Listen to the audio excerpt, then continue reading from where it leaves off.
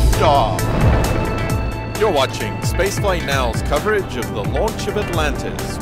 Well, this is a great time to bring in our guest, Jeff Carr, who is the Chief Communications Officer for the United Space Alliance, son of an astronaut, Skylab astronaut, and a loyal and good friend of spaceflightnow.com. Always a pleasure having you here, Jeff. Good to see you. Good to see you, Leroy. You know, you got to be proud of your guys when you see them out there doing their job and doing them in the way they do it. Absolutely. I had the tremendous privilege to go out to the pad a couple of days ago as they were beginning to put the equipment and the supplies in place in the White Room for these guys to be ready to do their job.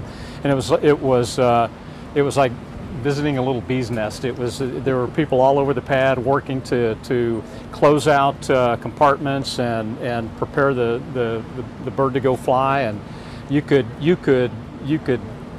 feel the heartbeat. And I don't mean of the vehicle, but of the team. This team sure. really truly operates with a single heartbeat, and it's an inspiring thing to see them work at such a high level of competence every time, flight in and flight out. Well, all right. So, continuing our theme today of concern about the gap and what happens, you know, post Augustine and all that.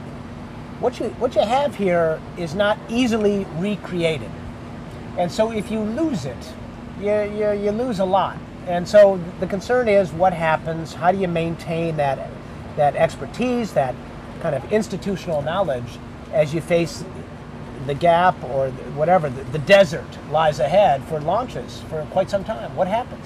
That's really one of our challenges. We've got to find a way to sustain the experience level, the know-how, the resources and the technologies that we're going to need in the next phase of exploration.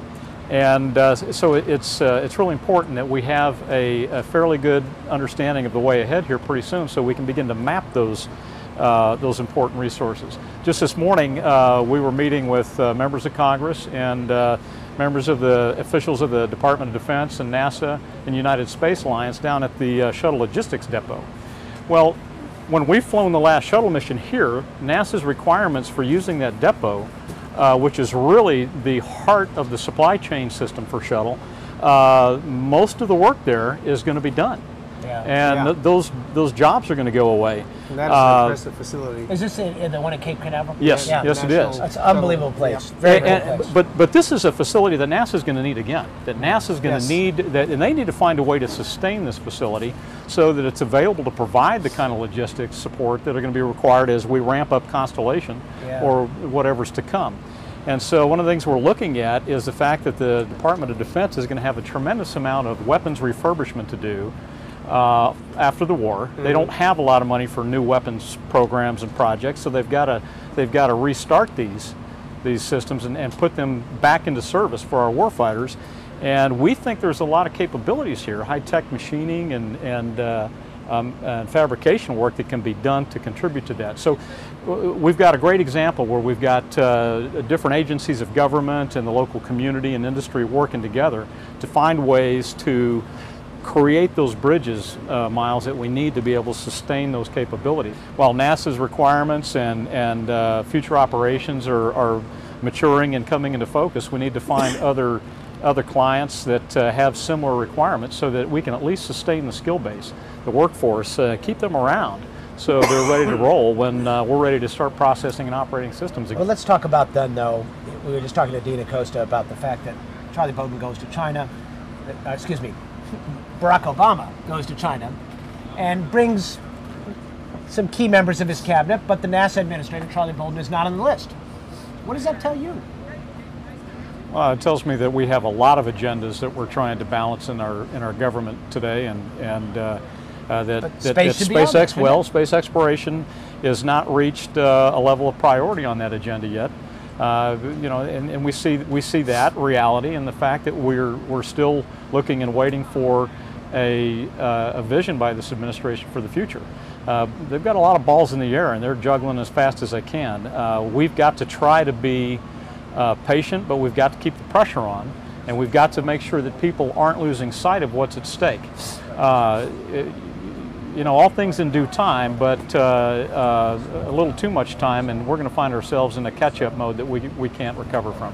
Well, this is the thing. I mean, and you know, I know, Leroy, would you suggest that at this point, every day that there's a delay in an announcement, does that lead to a delay at the other end of the gap? Or you've looked at this through the Augustine Commission. What's the thinking on that? Well, you know, certainly a delay in a decision doesn't help anything like the gap. And you know, one point that several of our guests made that I'd like to reinforce is that we can't take our leadership in space for granted. You know, if we let this go, and like we just said, we're looking at a 5 to 7 year gap, it's just not going to help. And you know, like Jeff just said, we're going to be playing catch up soon if we don't get on the ball. What would it take to make space rise up to the level that the NASA administrator would be on this trip? What are we missing here? Oh, I think it's to take the obvious and inevitable step that we should be taking at this stage in our history of space exploration. I almost hesitate a little bit to say this stage in exploration because really what we've done so far is not so much to explore space with humans, but to explore our capacity to explore space. We have you know, we have done the things we've needed to do. Our due diligence has been done, you know, for the last a couple of decades with the space shuttle, and the legacy of the space shuttle clearly is no less than having revolutionized our capabilities to operate and explore space. And today we find ourselves with the knowledge, the experience, the technology, and the capability to go out and actively explore space with humans. And there's never been a better time. And most of this is because of what we've accomplished and learned through the years of flying the space shuttle. It's time to take the next step. I am number one on the shuttle hugger runway, but I'll be the get first. out of the way when it's coming in. Okay, it's not a good place to be. Anyway, go ahead. Well, but it's time. It is time for us to move on. It is time to get on with the business of exploration. And in just a few missions, the shuttle will have you know, completed its original promise, which was to deliver an International Space Station. And but in the end, it will have delivered so much more. Yep. I mean, I think the real legacy of the space shuttle is going to be far beyond the International Space Station. Jeff Carr with the United Space Alliance. Always a pleasure. Thank you for your continued support. Glad to Here be at here. spaceflightnow.com. We appreciate that.